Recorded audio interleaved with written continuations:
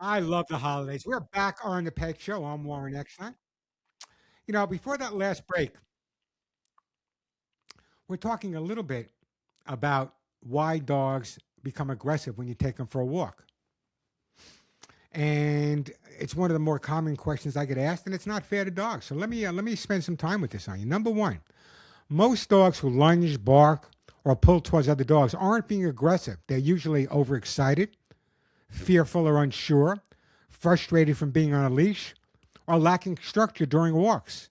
Understanding the why helps you fix the why. So it's important. Those are reasons: overexcited, fearful or unsure, frustrated, lacking structure. It's usually not that the dog is overly aggressive and wants to go get the other dog. Generally speaking, when you let them off leash together, they'd probably be best friends. So what I've done is I put together step by step. Listen to me carefully.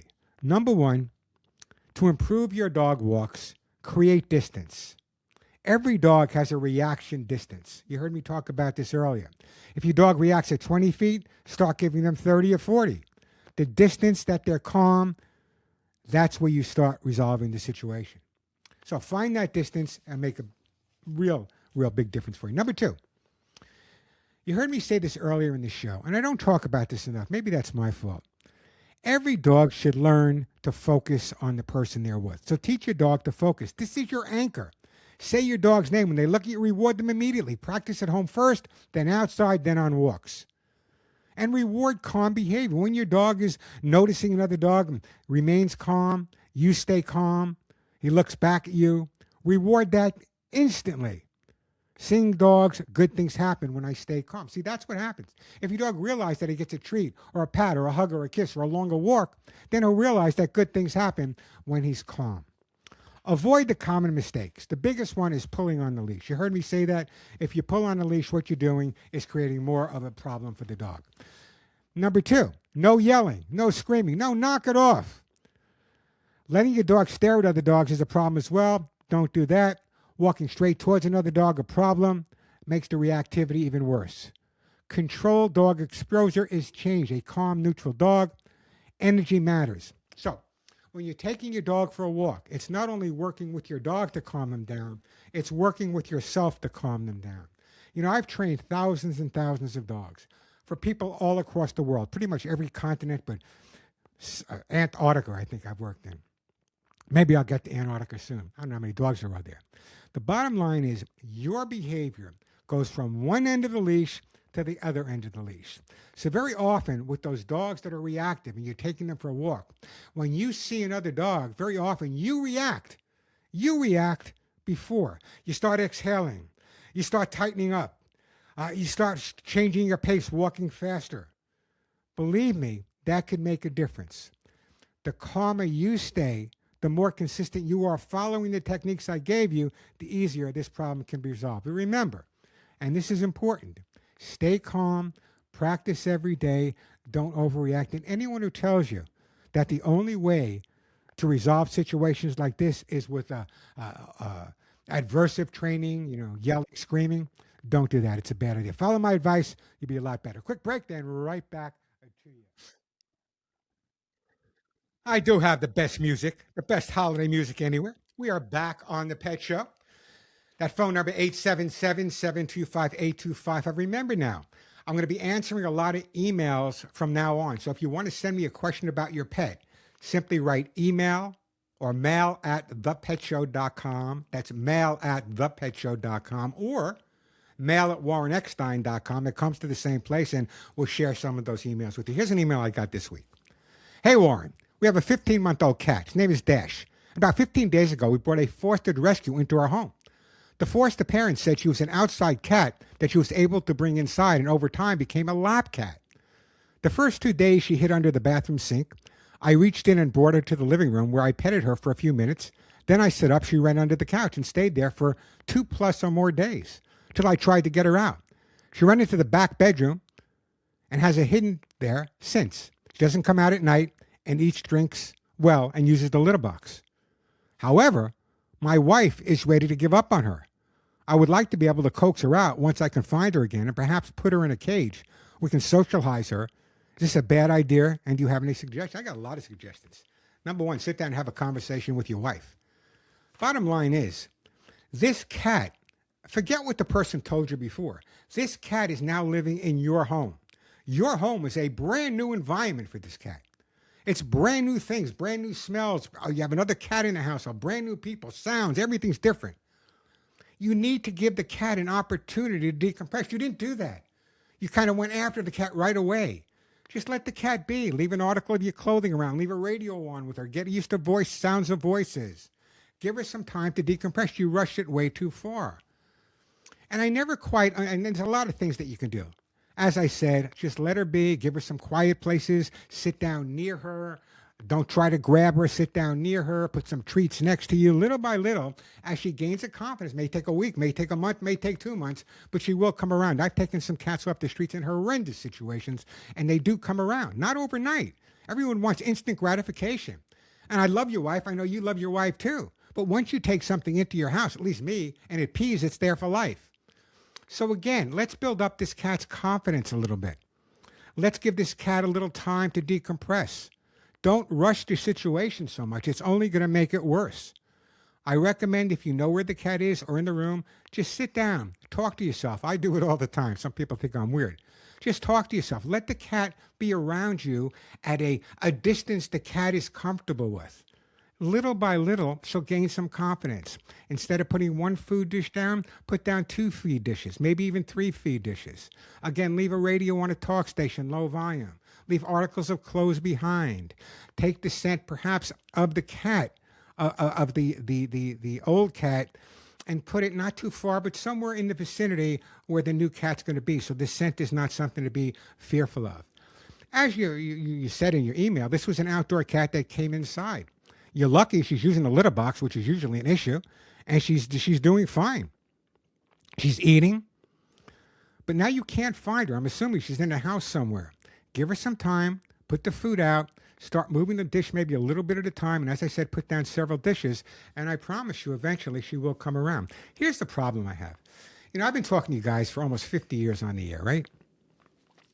And so many people, and we're just like that, where we're kind of, I want my car to run right away. I want to, no, you got to give them time. We don't know what this cat's been through.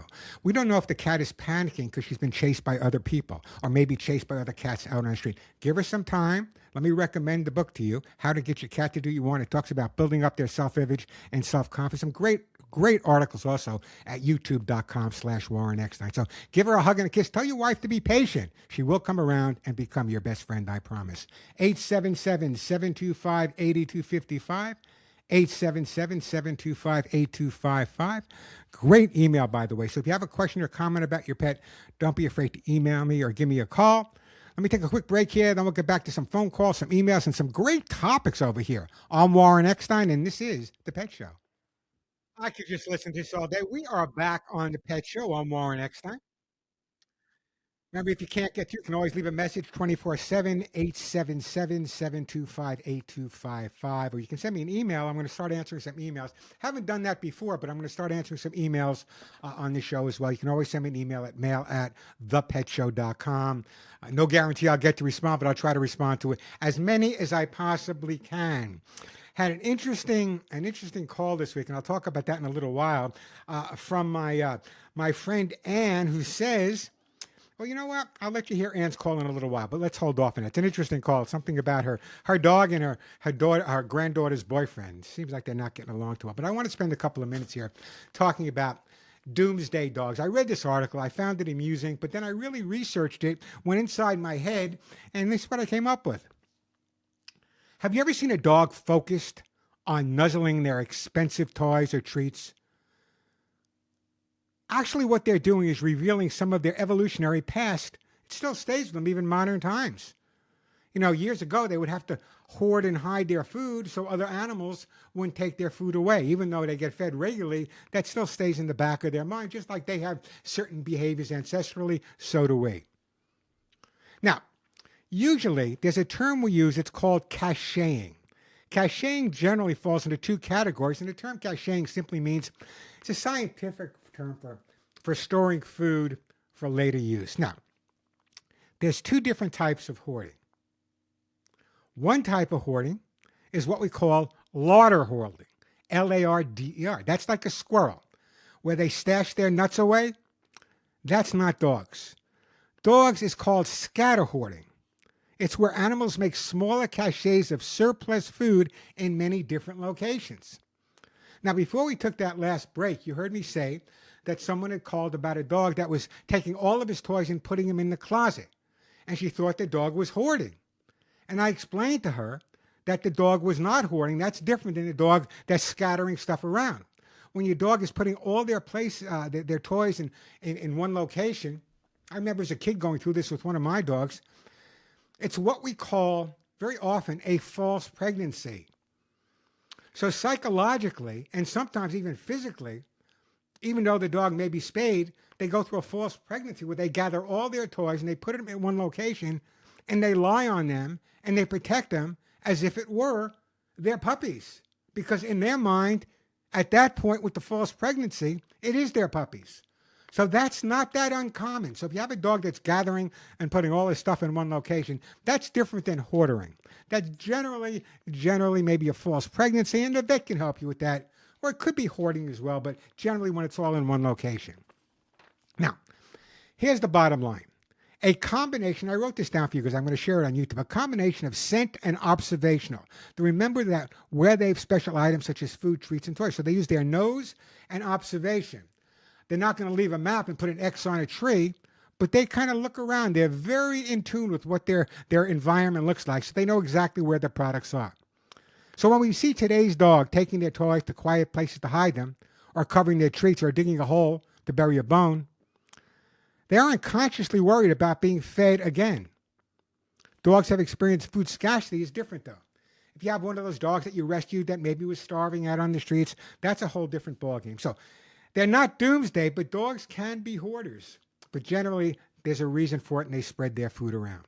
Phone number here at the Pet Show, 877-725-8255, 877-725-8255. That is the way to go. I remember one of my dogs early on, Smokey, my German Shepherd, when I was a kid, would gather all his toys and put it in a closet. Dog never had an aggressive bone in his body, but when people he didn't know would walk by, he would growl at them. Rather, she would growl at them because from her perspective, these were, in fact, her real puppies. Interesting. It's amazing.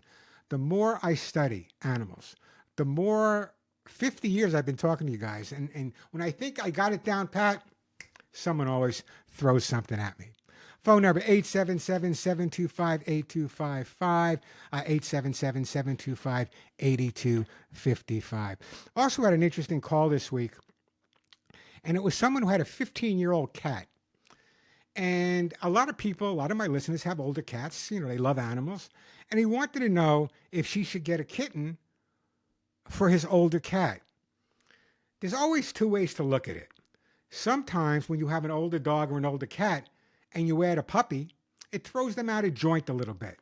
You know, it kind of makes them depressed or anxious. However, in some cases, that older dog or older cat that's just lying around, all of a sudden, a newcomer comes into the house, a newbie, and all of a sudden they wake up and they chase the newbie and they're young again all over. So it really depends on the cat.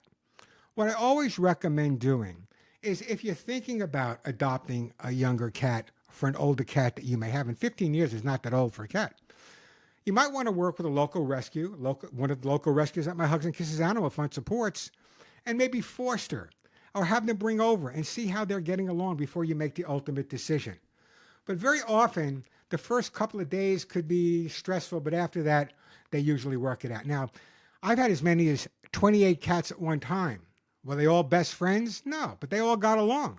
They accepted each other, and that's what it's all about. So with the older cat, the older dog, sometimes adding is a good thing, sometimes adding is not a good thing. You have to really know your dog and work with local rescues and humane organizations as well.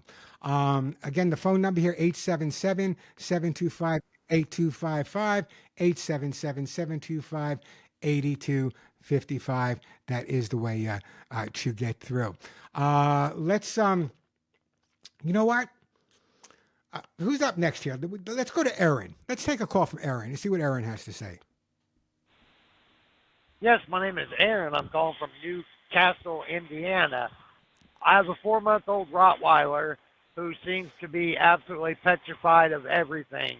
He's scared to go outside, and then once he gets out there, he's scared to come back in. Every little noise frightens him. I'm worried about what I can do. I don't want him to be an aggressive dog because he's scared. Just looking for some advice.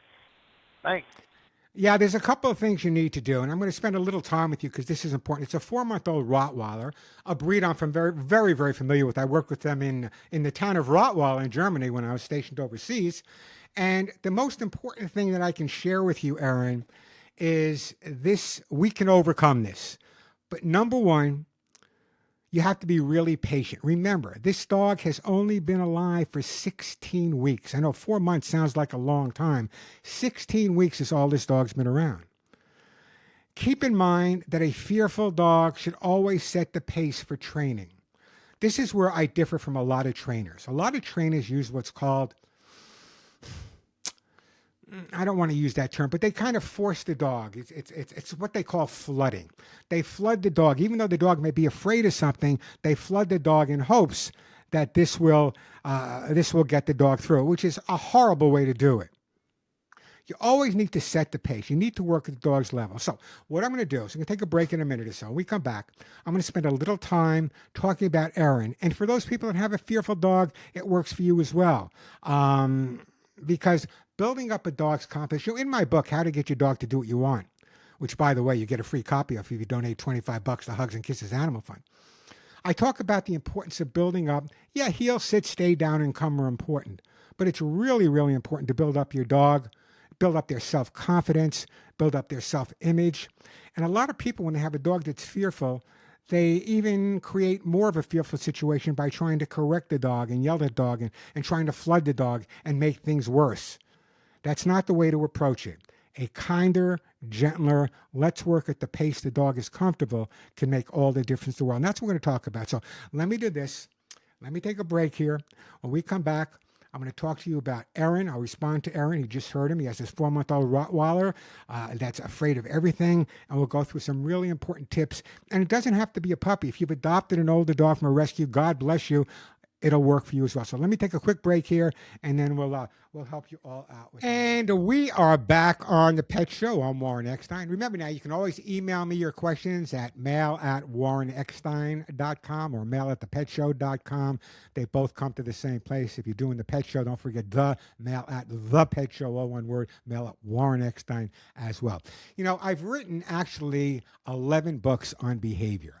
One of my best-selling books and my favorite is How to Get Your Cat to Do What You Want.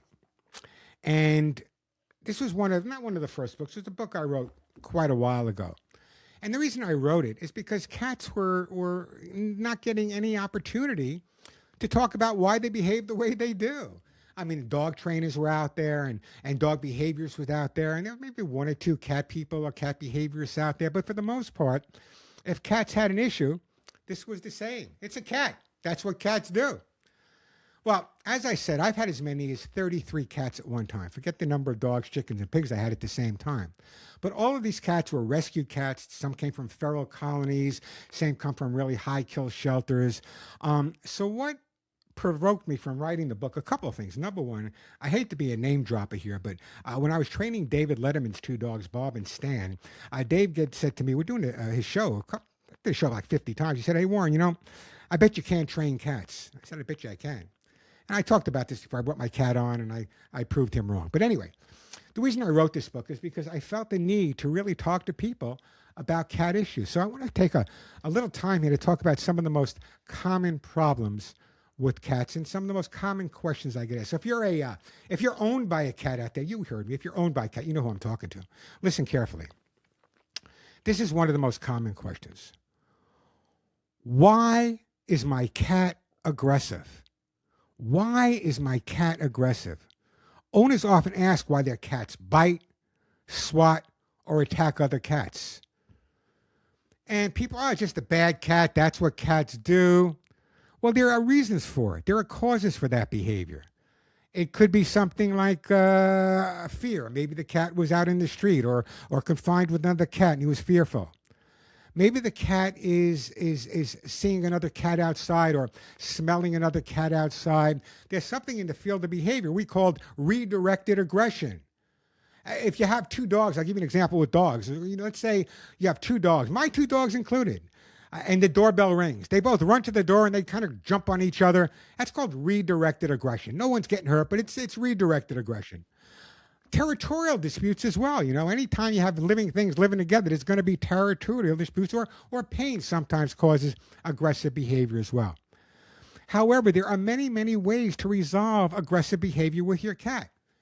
If I had one or two words to talk about why cats behave the way they do and people have issues with them, they don't take the time to socialize their cats. They don't take the time to expose their cats, to educate their cats. Prime example, person comes to your house, you have a puppy and a kitten.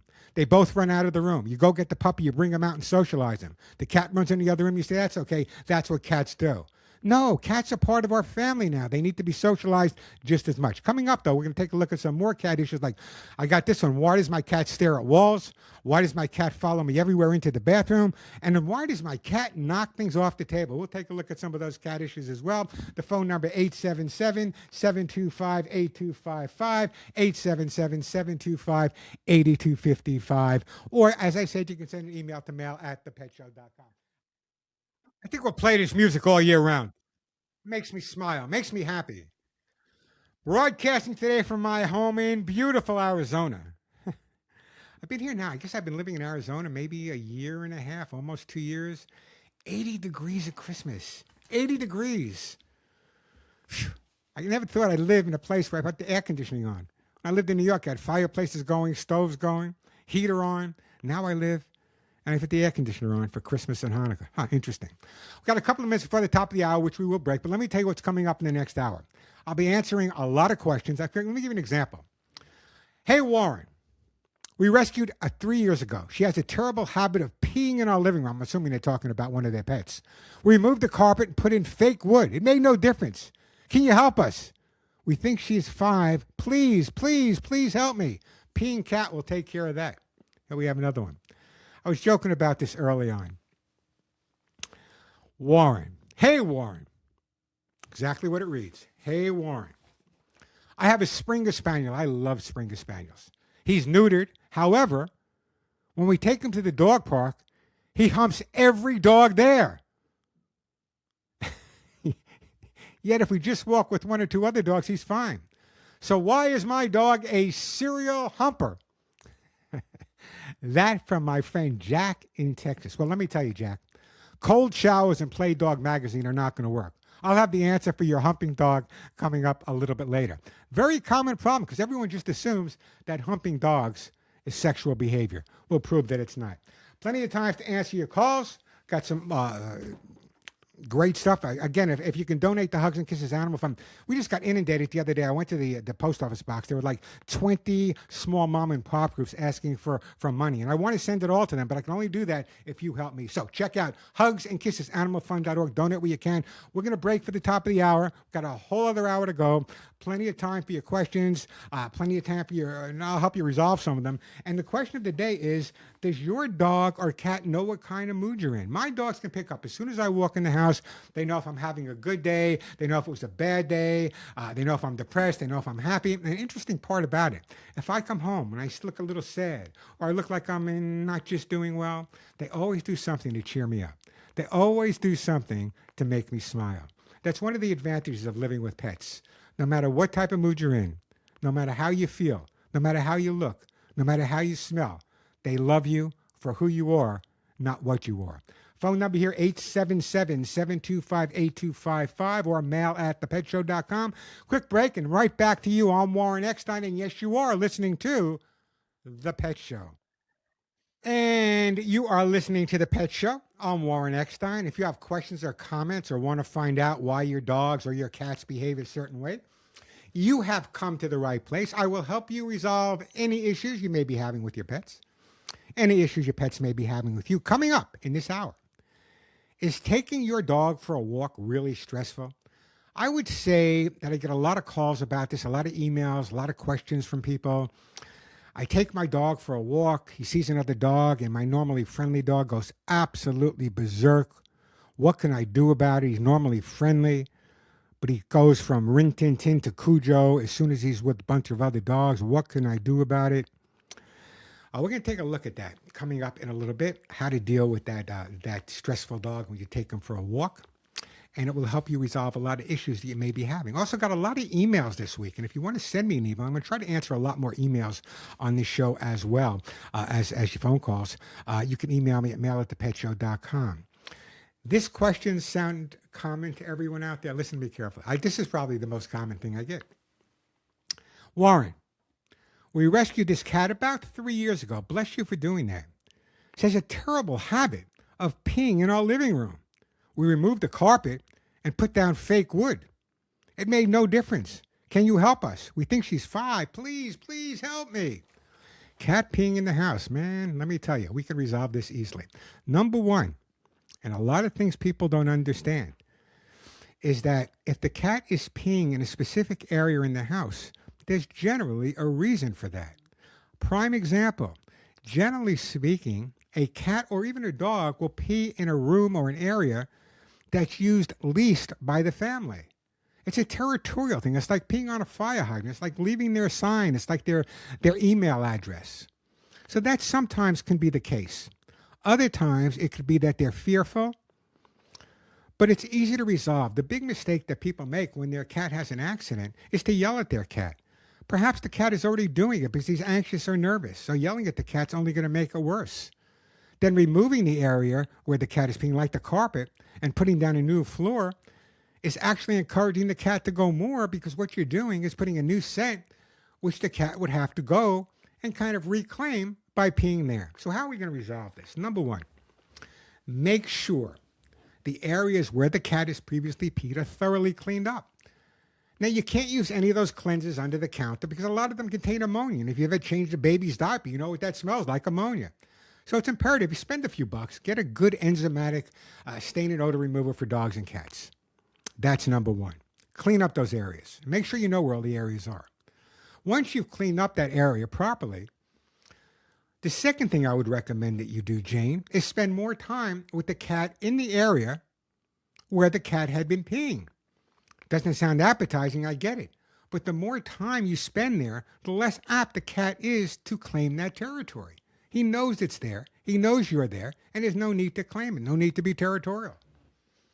There are certain situations where it can make it more difficult. If there's cats outside, for example, and you say, well, I've been outside, but those cats don't come in the house. Doesn't make any difference. Very often you can step where another cat has been, bring that scent into the house, causing the problem. The other thing you want to do is make sure you have enough litter boxes. You know, some cats need a pee box and a poop box. Not every cat, but some cats do. So make sure there's enough litter boxes there for the cat as well. Yelling at the cat, saying bad cat or phooey is not going to work.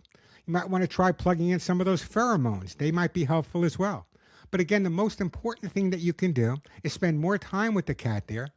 And in certain situations, and it really works well, if you can take some of the cat's favorite food or some of the cat's treats and place it in that area after you've cleaned up and spent time with the cat there, very often when they see their food there, they stop going there. And they'll go back to the litter box. In some cases, they may pick a new spot, and then you'd have to kind of follow through by spending more time there. But let me tell you, all the years I've been talking to you, as long as your cat is healthy, Jane, there's no reason that the cat is peeing there. Clean up, spend more time, some food in those areas. Try to figure out why the cat is going there. Is he fearful? Are you not spending enough time in that room? Is he being territorial? Are there cats outside? I promise you, in a matter of weeks, maybe even days, maybe even one time, your cat will once again be peeing where he should be peeing, in the litter box. But again, if it just recently started, you said it's been going on for a while now, but it's always a good idea to have a veterinary checkup before you follow behavioral procedures. Make sure there's no bladder infection or a kidney problem, so that can resolve a lot of issues for you. I love getting emails from people because sometimes it's frustrating. And sometimes people will say, Warren, you know, I spoke to my vet about it. I spoke to some people here about it. And I get all these different answers. What can I do? Well, that's what you need to do. 877-725-8255, 877-725-8255. So let's go over some more of these cat questions, and I'll take another phone call. Why does my cat stare at walls and into space sometimes? A lot of people get confused by this. They might be sitting around and noticing that the cat is staring at a wall or the cat is staring into space. Cats are incredibly very highly sensitive to tiny sounds. And they pick up things that you would never even think about. Give you an example. This is something I thought about years ago, and it made a big difference. I was working in New York City, a very affluent place. Actually, I was working with someone with a cat that lived at a major apartment off of Fifth Avenue. And the cat was constantly going at the walls, and they couldn't figure out why. It took me a while, but this cat was so sensitive, especially around the wiring and that was inside. They actually heard the current running along, and that would encourage him to go stare at the wall because he heard something behind it. And so he stared at the current. We used some distraction therapy, some behavior mod, and resolved the problem. But everyone said, well, you got to yell at the cat. No, why is the cat? No, the cat was doing it because the cat literally thought there was something on the other side of the wall.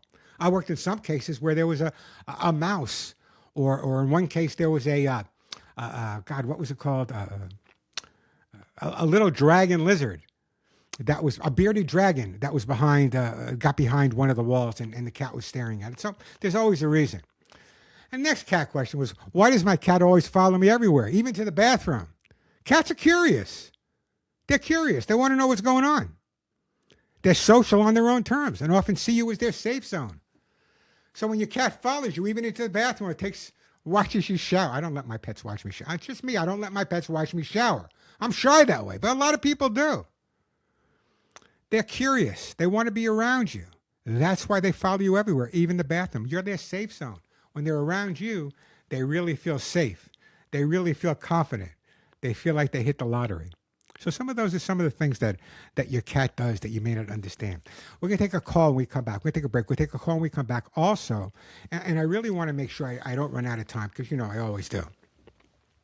But remember, you can always check out the show. You can always re-listen to it at my YouTube channel. If you're not subscribing to my YouTube channel, what are you waiting for? There's literally hundreds of videos there and some fun stuff as well. It's youtube.com/Warren Eckstein, Eckstein. youtube.com/Warren Eckstein. But we're going to take a break. When we come back, besides taking a call, we're going to take a look at why, and those people that love to walk their dogs and believe that the dog needs the exercise, the walks get shorter, the walks aren't fun, the dog gets stressed out, the owner gets stressed out. You want to get back to your house as soon as possible because your dog is reacting on walks. He's reacting to other dogs he sees when you take him for a walk. Why is that? Why is you so stressed out? Why is your dog so stressed out? Well, coming back, I'm going to give you some practical.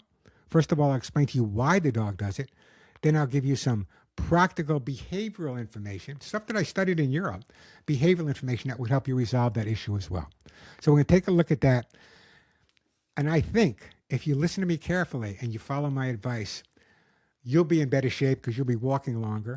Your dog will be happier and better shape physically and mentally because you're walking them longer as well. So don't go anywhere. We're going to take a look at the stressful walker. 877-725-8255. 877-725-8255. The phones are busy. You can always leave a message, and we'll talk about you on the next show. And we are back on the Pet Show. I'm Warren Eckstein. So let's take a phone call from Corey, calling from not too far away from me, calling from Lake Havasu, Arizona. Hey, Corey, welcome to the Pet Show. I'm calling because I have a rescue dog that I rescued as a puppy 7 years ago. She's a mixed Australian Shepherd. I believe I would say she's an alpha female, loves people, loves kids, is pretty obedient, a lot of fun to have around. She doesn't like other dogs. That's the problem.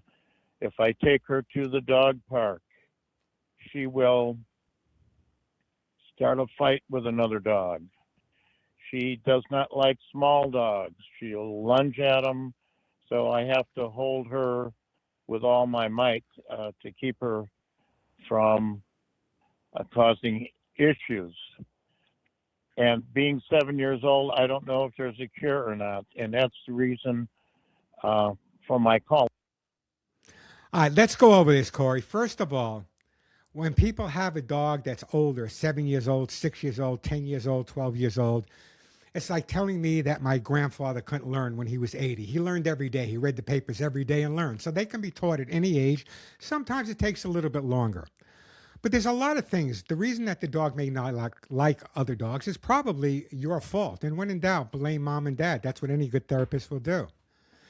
The first thing that you need to start doing right now is to gradually desensitize and count the condition. What does that mean? Right now, the dog associates aggressive behavior, whatever may be causing it, and we'll get into that, when he sees other dogs. So what happens is, if we can make him see other dogs and feel confident, calm, and happy, we can start changing that behavior little by little. But it takes the right way to do it. For example, some people say, well, when your dog sees another dog and he acts aggressive, distract him and give him a treat. Well, then the dog realizes if he wants a treat, all he's got to do is act aggressive to another dog. So take the time to desensitize. Gradually expose your dog to other dogs at a distance where the dog feels safe. Depends. Every dog has a different place, a different distance. Find a distance where your dog feels safe from other dogs. And if you have friends, walk their dog at that distance and just walk. So now when you go for a walk, the dog is at a safe distance. He feels comfortable. Little by little, that confidence will build up. Now, here's something that I really recommend. It's what I call the look at me training approach. If we take the time to teach our dog to look at us when they're reacting, then we can help resolve that issue. This can be a lifesaver on walks. When your dog sees another dog, you can gently direct him to look at you instead. And if you're consistent and follow my advice on that, that's helpful in resolving the issue. Now, before you heard me talk about walk at a distance where your dog feels safe. Observe your dog's threshold. Every dog has a different threshold. Every person has a threshold. That's the point where the dog feels calm, maybe alert, but calm to seeing other dogs. And start gradually, over a period of time, getting closer and closer. Also, when you take your dog for a walk, very often what happens is the dog reacts and then you react. You tighten up on the leash. You pull the dog back. You yell at the dog.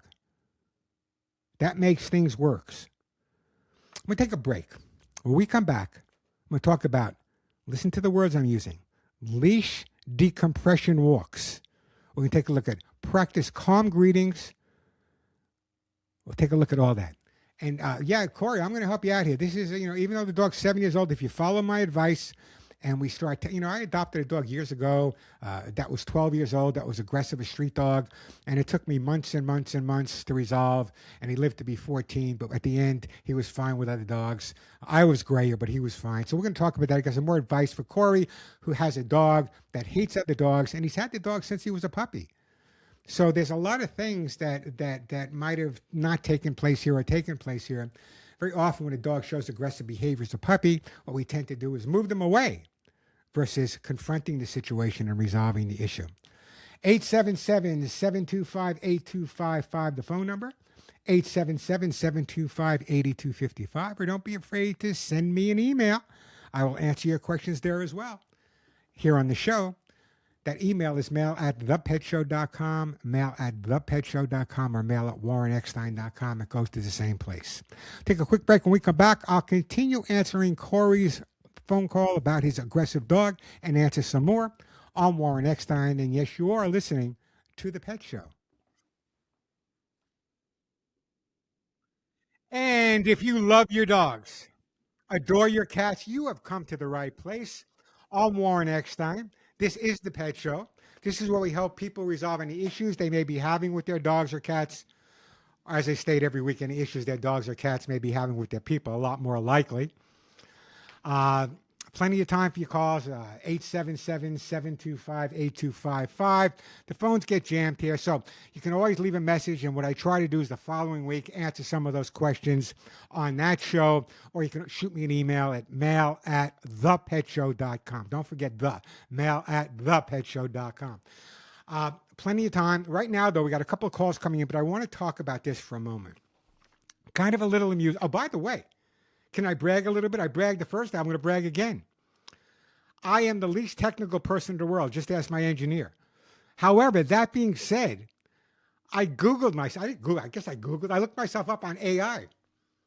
And I realized that I have been doing this very show, the pet show, since 1985.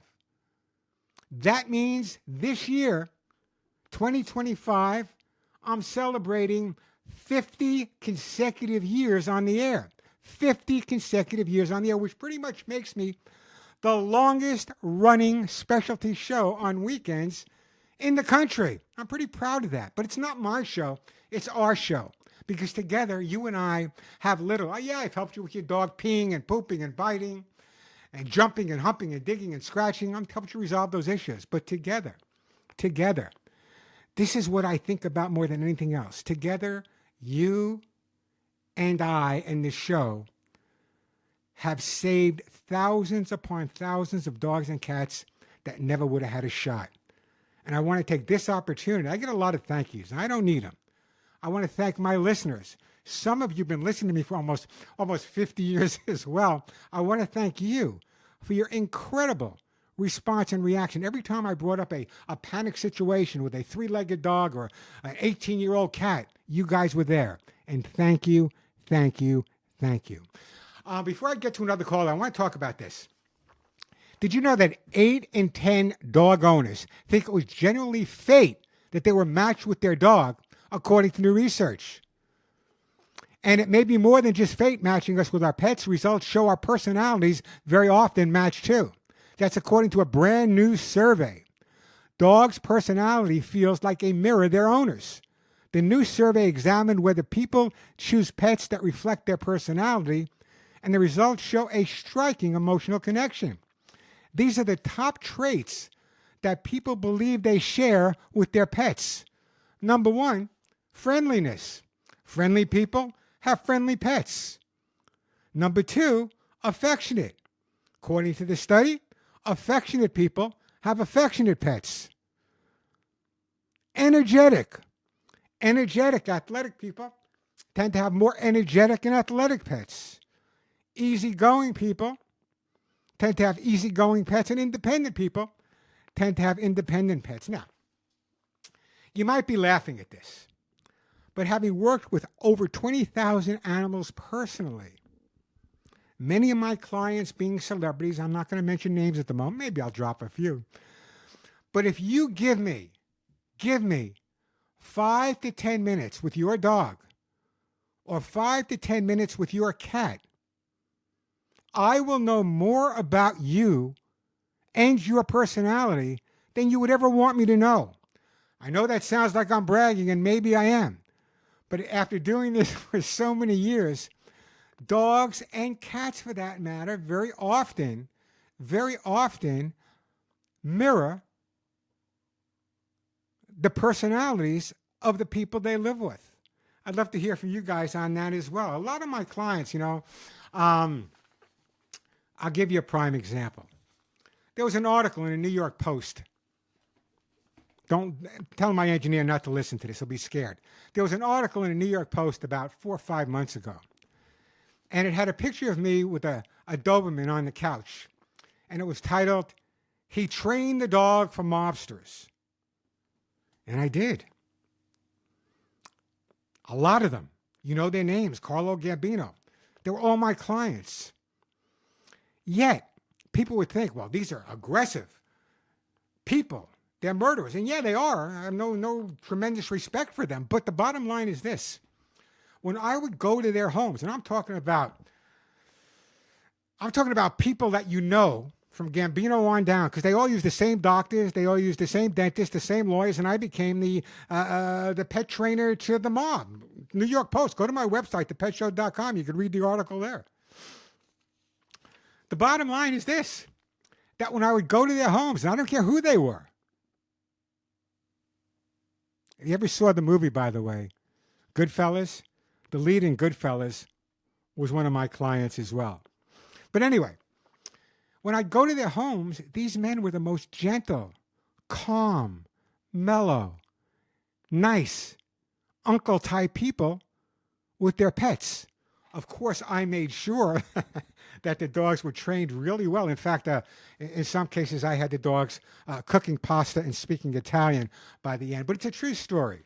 It really is that dogs do take on the personality of the people they live with. And very often, and I talked about Lily Tomlin before, and her dog had multiple personalities, but it did. But I do believe this. Think about it. Do you know people that have pets, and do you find that their dogs and their cats kind of mirror their personality as well?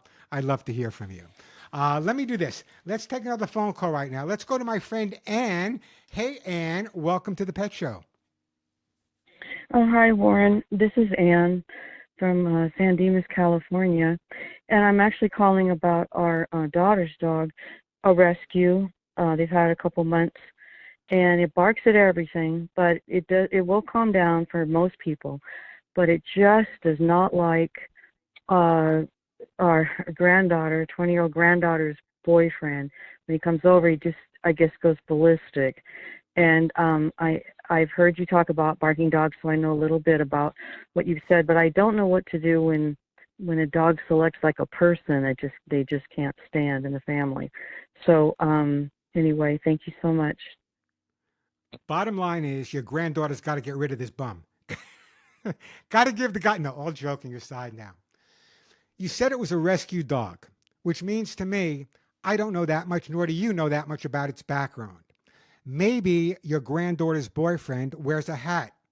Maybe the dog was abused by someone who wore a hat. Maybe your granddaughter's boyfriend has a deep voice or a tone of voice that's similar to someone who abused him. Maybe he has a beard. Maybe he has a mustache. Maybe he walks a certain way. These are all things, these are all trigger points for a dog that had negative experiences with someone in the past. So does this mean that your granddaughter has to break up with her boyfriend? No, of course not. Well, maybe. Now listen to me carefully. Here's what you need to do. You need to have your granddaughter's boyfriend take an article of clothing and leave them with you and the dog. And before you feed the dog, before you take the dog for a walk, play with the dog, let him take a quick sniff of it. Dogs learn through association. I want the dog to associate the smell of the boyfriend with something very positive, a walk, food, a treat, whatever. That's number one. Now, number two, and this is where I may get a little eccentric. If you can make a recording, and everyone has a phone now, everyone can make a recording of her boyfriend talking softly and just dropping the dog's name in once in a while, that will make a difference as well. And probably the most important thing that you can do is have yourself or your granddaughter out walking with the dog and have her boyfriend meet them outside on neutral territory. It's very possible that the dog was either abandoned, came into this new home, and is being very protective of it, and associates, as I say, this guy with something negative in the past. Very possible. But if you take the dog and introduce the boyfriend again on neutral territory, and it's not going to happen the first time, it may even require a couple of glasses of Chardonnay, but little by little, they will gain that confidence. Over the years, I've had many, many situations like this. I had situations years ago where there was a dog that was adopted, moved into a family. One of the members of the family had a really, really severe limp. And it seems that the dog in the past had been abused by someone that had a limp. So how did I resolve this? I actually took a broomstick and I tied it to my leg and taped it up. And I tried to emulate the type of limp the new owners had and work with the dog with that limp, with all the positive reinforcement, the hugging, the kissing, the loving. Little by little, the dog came around. So, yes, your granddaughter can stay with her boyfriend, but make a recording. As I said, neutral territory is important. Also, maybe one or two special toys that he gives the dog when he comes over, and that's the only time the dog gets that toy is when he comes over. There's no reason in the world that you're, and bless you for rescuing this dog, no reason in the world that they can't be best friends. So again, the bottom line is we don't know where or how the dog was abused in the past, but little by little, if the dog starts associating your granddaughter's boyfriend with only positive things, eventually he'll turn around, and I promise you, they will live happily ever after. See, these are the kind of things we talk about on the pet show that you don't get anywhere else. Give the dog up. Tell the dog, correct. No, don't correct the dog. Build up that confidence little by little, little by little. I've had so many situations like this, and it always ends in a positive way, provided you follow my advice.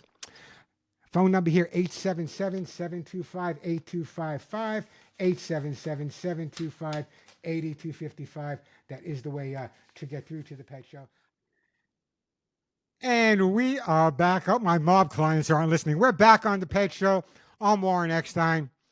Before we get to my friend Keith and go over a few more real important topics, you know, for a while now, people are saying, Warren, is there a product on the market, a supplement on the market that you found that is really good for our pets?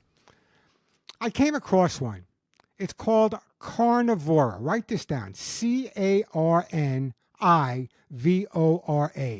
Carnivora. I've checked them out. I want you to go to their website, carnivora.com. Check them out yourself. It seems to be a really, really great supplement. I haven't been able to recommend one since I stopped my hugs and kisses. So I want you to check out Carnivora. Check it out at their website, carnivora.com. Again, it's Carnivora.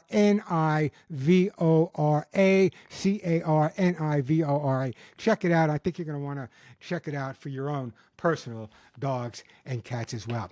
Phone number here, 877-725-8255, 877-725-8255. That is the way to get through to the pet show. So, comes up that dogs are amazing. I'm talking a little about stress here. Dogs appear to be exceptionally well skilled at responding appropriately to our own emotions. How many times you've heard me say dogs take on the personalities? But it's not all one-sided. It seems humans seem to show an intuitive understanding of their dogs as well. Nowadays, our relationship includes sharing the hustle and the bustle of everyday life. It's modern living. It's what it's all about. So it's not surprising that there's an exceptionally high prevalence of stress-related problems arising in dogs, especially in countries like America. We're all stressed. I'm stressed right now. Think it's easy doing a radio show? No. But the bottom line is that as a behaviorist, as a pet owner or guardian, it's important for you to realize that your stress, your anxiety, your moods go from one end of the leash to the other. I said this earlier. Give me, 5-10 minutes hanging out with your dog or your cat, and I'll know more about you. Dogs, in fact, not only do our pets take on our personalities, they look like us. I'm telling you, they look exactly like us. I have so much fun when I'm out with my wife, Denise. Sometimes I'll see a person walking down the street with their dog, and they're in front of us. So all I'm looking at is the dog's butt and the owner's butt. And their butts walk the same way. Little swag, little wiggle. I'm telling you, our dogs are so much intuitive, and so are we, are just so much like us. It's not the old, dogs of years ago that guarded the herd. No, they're part of the family. Just look at the names. Harry and Sam, Susie and Jane. That's the name we give our dogs nowadays. It really makes all the difference in the world. Also, I want to remind you of a couple of things. I'm going to tell you about it again in a little while. My Hugs and Kisses Animal Fund. And I've now spent most of my time with the Hugs and Kisses Animal Fund, besides answering your questions for a reason. You know what? Let me do this. Let me take a break. And let me tell you about Hugs and Kisses and how I want you to help. We have this special offer. This week alone, my lovely wife, Denise, who does a lot of work with the Hugs and Kisses Animal Fund, what a difference it makes. This week alone, we got inundated with requests. And here's how you can help me out. Really help me out. So let me take a quick break, and then we'll get right back to your calls. For years now,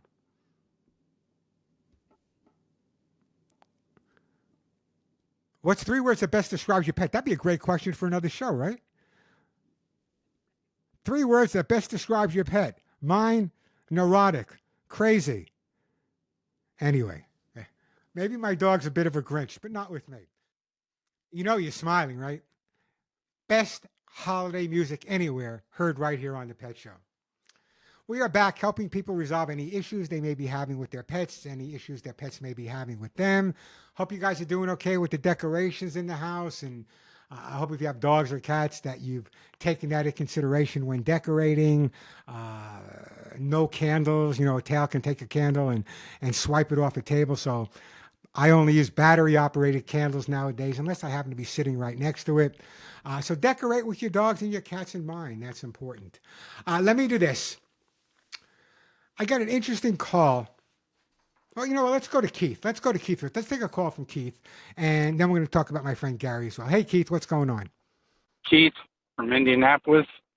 I have a 15-year-old tortoiseshell cat. I was wondering, should I get her a fellow kitten?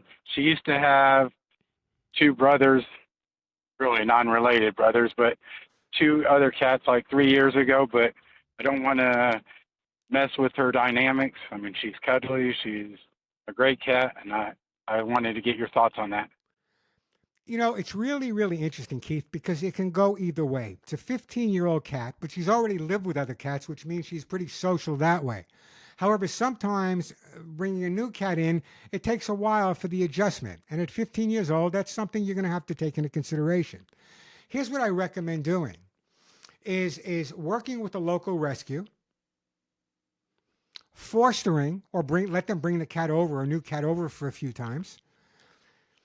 Before the new cat comes into the house, maybe just bring the scent of the new cat into the house before the cat actually comes there with the rescue. Let your cat become accustomed or assimilated to this smell, and then you'll see how the cat reacts.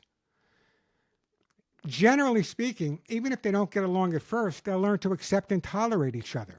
So there's pros and cons. The pro is very often when you have an older cat in the household and you bring in a younger kitten, even if they have to get up just to chase the younger kitten away once in a while, it's good for them. It keeps their mind sharp, keeps their body sharp. Unless it's a stressful situation, then we go back the other way. So there's no way of knowing. Can I get the cats to get along with each other? Absolutely. That's what I do.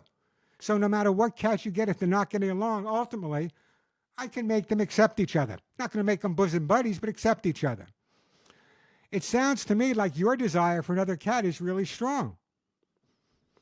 And I think it may be the right idea for you and for your 15-year-old cat. But again, what I would do is recommend working with a local rescue, local shelter.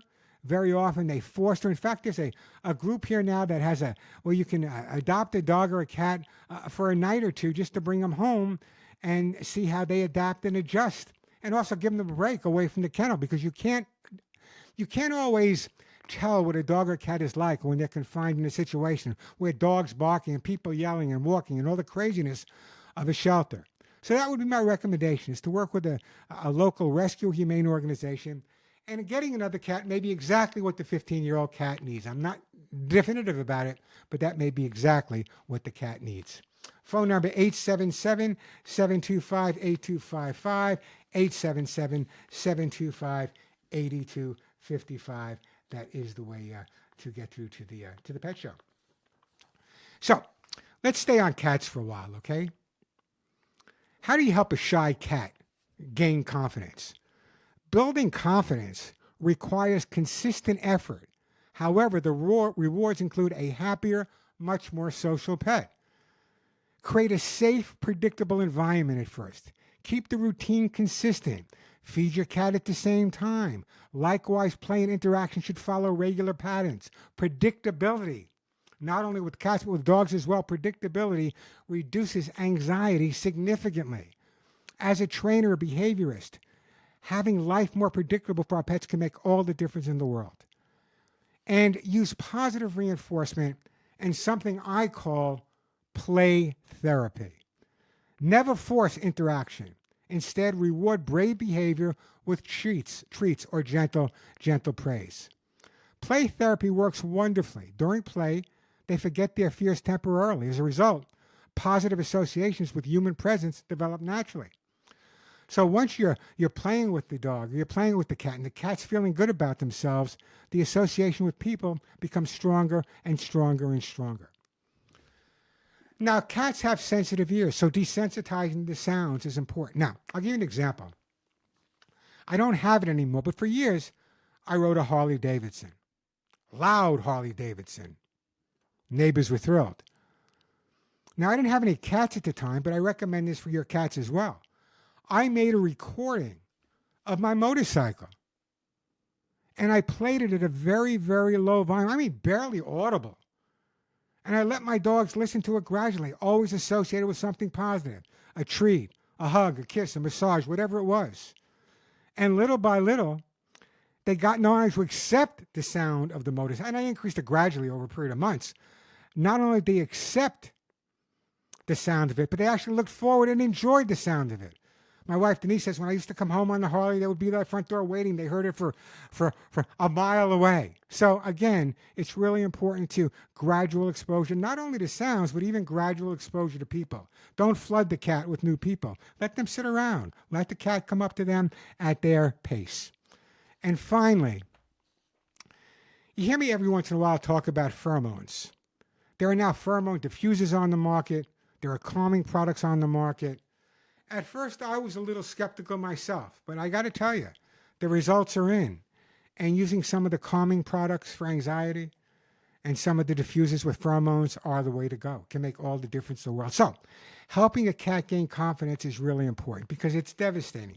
No one wants a fraidy cat. No one wants a cat that runs off and people come over. Yet they accept it from a cat and don't accept it from a puppy. If we socialized our cats the same way we socialize our puppies, they'd react exactly the same way. 877-725-8255. That is the phone number. 877-725-8255. That is the way to get through. So a question came up this week. Warren, my dog's behavior is totally changed. He went from a loving dog, adored everybody, to becoming a little fearful and a little aggressive. Is there a problem? What is the problem? So here's my response. Has the dog been checked to see if the dog is in any pain? A lot of people don't realize that as our dogs get older, they get arthritis just like we do. They get stiff just like we do. They have pain just like we do.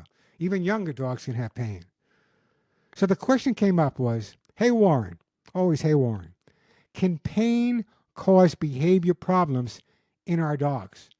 We can transfer that to cats as well. Can pain cause behavior problems in dogs? Before I get to the dogs, I had somebody call me up with a cat to stop using the litter box. Turned out the cat was a little bit older and suffering with arthritis. So getting in and out of the litter box was painful, which changed the cat's behavior in terms of using a litter box on a consistent basis. I had them cut down the sides of the litter box, put tape around it so there were no sharp edges, and as soon as that was done, the cat started using the litter box again.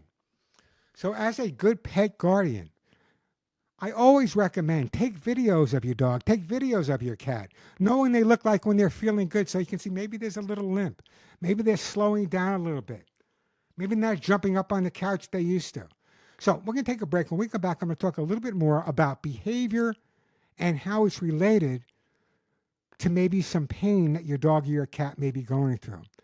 And it's really important to understand when a dog or cat displays behavior issues, you have to rule out pain before you jump to any resolution to resolving. As a behaviorist, first thing I do, if I think there's pain, is have the pet checked out by the vet. And once I get that clean bill of health, then I can approach it. But remember, the vet can't always tell if the dog or cat is in pain. You as a good pet owner, by taking videos and photographs and keeping a little bit of a daily diary, can actually help the veterinarian determine if the dog or cat is feeling some type of pain at this point and what's the best resolution. As a behaviorist, I'll resolve the problems as the veterinarian resolves the pain. Again, if you want to email me a question during the week, you can. I can't answer them all, but I'll try to answer some on the radio. You can email me at mail@thepetshow.com. thepetshow.com. By the way, that's the website as well, thepetshow.com. There's some great advice there. Check out YouTube also, YouTube at Warren Eckstein. A lot of great videos there as well. The phone number 877-725-8255. Let me take a quick break here, and then we'll get right back to some of your questions. Don't be a mean one. We are back on the Pet Show. We are just about out of time. So, in the last couple of seconds I have with you, we've been talking together for a lot of years. If you have a question about your dog or cat's behavior, want to share a great story, you can always shoot me an email at mail@thepetshow.com, or leave a message at 877-725-8255. Until next week, give all your pets a big hug and a kiss for you and one for me. I'm Warren Eckstein, and thank you for listening to The Pet Show.